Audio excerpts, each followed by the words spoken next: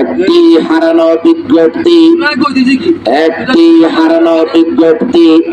আজ থেকে 4-5 দিন ধরে হাসনাবাদ ইউনিয়নে নিয়ামতপুর গ্রাম থেকে একটি ছেলে হারিয়ে যায়।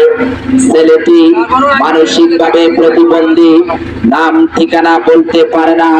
ছেলেটি হারিয়ে যাওয়ার সময় তার গায়ে ছিল একটি কালো রঙের গেঞ্জি, পরনে ছিল একটি শর্ট প্যান্ট। ছেলেটির গায়ের রং ফর্সা, মুখে এবং কপালে দাগ ছিল। ছেলেটির বয়সে 14 থেকে 15 বছর হবে। যদি কোনো সহৃদয়বান ব্যক্তি ছেলেটির সন্ধান দিতে পারেন তাহলে যোগাযোগ করুন।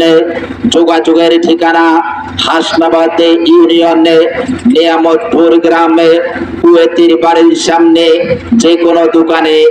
মোবাইল নাম্বারে 01717448487 অথবা এই নাম্বারে যোগাযোগ করুন।